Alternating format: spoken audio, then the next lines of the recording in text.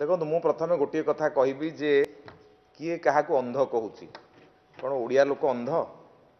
कौन आसु आसु ये कथा आरंभ करेंगे घरे न पशुणु चाल बाजिला ये की कथा ओडिया लोक अंध तुम ओडिया को अंध कहवाक चाहूच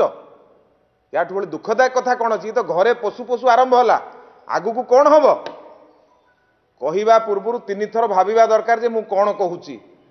आउ कौ रूपांतरण कथा से कहते कौ रूपांतरण कथा कहते जोटी जोटी रूपांतरण होती कंट्राक्टरी काम किए करुच्ची ओडिया लोक करुँच हिसाब टे देले को मानक से पैसा जाऊँगी ओडिशा से पैसा रोची रूपांतरीकरण रूपांतरीकरण पर हेची कौन श्रीमंदिर भितर भक्त प्रवेश करिपारुनी ये रूपांतरीकरण कार्तिक मासरे दर्शक जाई पारले नाही भितर को ये रूपांतरीकरण रूपांतरीकरण आपण काहाकू कहउछन्ती कोटा रूपांतरीकरण रंग मारदेले रूपांतरीकरण हुएनी आज स्कूल रे पिला पाठ पढ़ुचंती जोठी आपण रूपांतरीकरण करिसंती सेठी शिक्षार अवस्था कौन कौन अवस्था है पचारिक बुझंतु देखंतु आपण जोठी रंग मारिक आछंती ता परवर्ती समय कांथ गली पड़िलानी छात गली पड़लानी सेठी पिला पाठ पढ़ी पारु नाहांती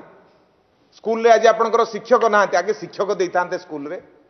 मंदिर को केमती दर्शनार्थी भल भाव में जीवे दर्शन करके आसबे ता पे व्यवस्था करिथांते आगुरु तो लोक भलरे जाउथिले दर्शन करके आसुथिले एबे कौन अवस्था है दर्शन करने को लोक जाई पारु नाहांती आपण सेतिरे खुशी कौन ना रूपांतरीकरण आमे करदेलु रूपांतरीकरण देखा जाउनी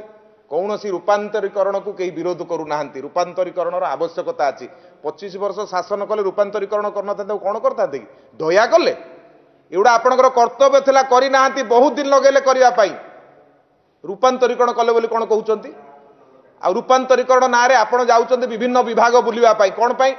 आपणकर से विभागर मंत्री कुआडे गले से मंत्री कौन से विभागर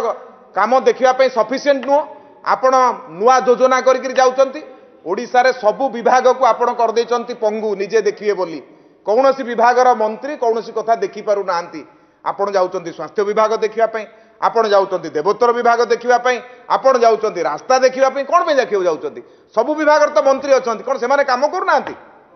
ये को प्रकार राजनीति ओडिशा रे चली